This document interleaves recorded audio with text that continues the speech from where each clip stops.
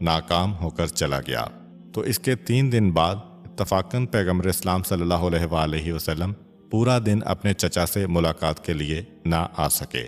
پیغمبر اسلام کا قیام تو چچا کے مکان سے کافی دور تھا، حضرت خدیجہ رضی اللہ تعالی عنہا کے مکان میں، لیکن دن میں ایک مرتبہ ضرور پیغمبر اسلام چچا کے مکان کا چکر لگایا کرتے تھے۔ ایک پورا دن گزر گیا کہ پیغمبر اسلام تشریف نہ لا سکے اپنے چچا کی طرف۔ اب حضرت ابو طالب نے جب یہ دیکھا کہ میرا بھتیجا میرے پاس نہیں آیا، اور یہ تو یقین تھا کہ کیسی ہی بڑی پریشانی میں ہوتا ضرور آتا، گھبرا گئے۔ سوچنے لگے کہ ایسا تو نہیں کہ ابو جہل وغیرہ نے مجھ سے مایوس ہونے کے بعد براہ راست میرے بھتیجے پہ حملہ کیا ہو اور اسے اغوا کر کے لے گئے ہوں۔ حضرت ابو طالب نے پورا ایک دن انتظار کیا، یہاں تک کہ اگلا دن آ گیا۔ پریشانی بڑھ گئی۔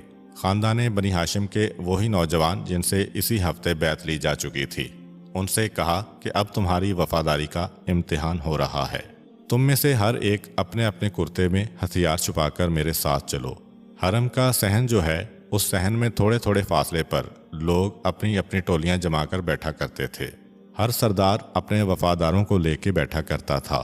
حضرت ابو طالب نے کہا کہ میں جس کے قریب جا کر کھڑا ہو جاؤں، وہاں پہ جتنے لوگ بیٹھے ہوں، تم میں سے ہر نوجوان ہر آدمی کے سر کے قریب جا کے کھڑا ہو جائے، اور جیسے ہی میں اشارہ کروں تم میں سے ہر ایک جس کے قریب کھڑا ہے اس کی گردن کو اڑا دے۔ یہ طے کر کے حضرت ابو طالب چلتے ہیں۔ حرم میں داخل ہوئے، چاروں طرف گھومنے لگے کہ ابو جہل کہاں پہ بیٹھا ہوا ہے۔ یہ یقین کامل تھا کہ اگر پیغمبر اسلام کو کوئی نقصان پہنچا تو ابو جہل کو ضرور پتہ ہوگا۔ چنانچہ ڈھونڈنے لگے کہ ابو جہل کہاں کھڑا ہے۔ ابو جہل نظر آ گیا۔ ہاشمی نوجوانوں سے کہا کہ دیکھو، اس ٹولی میں ابو جہل بیٹھا ہوا ہے، جلدی سے جاؤ، اس میں جتنے لوگ موجود ہیں تم میں سے ہر ایک کے قریب کھڑا ہو جائے، میں بھی ابھی آ رہا ہوں۔ یہ اس لیے کہا کہ حضرت ابو طالب کو زید ابن حارثہ رضی اللہ تعالیٰ عنہ حرم میں سے گزرتے ہوئے نظر آئے، ان کی طرف چلے۔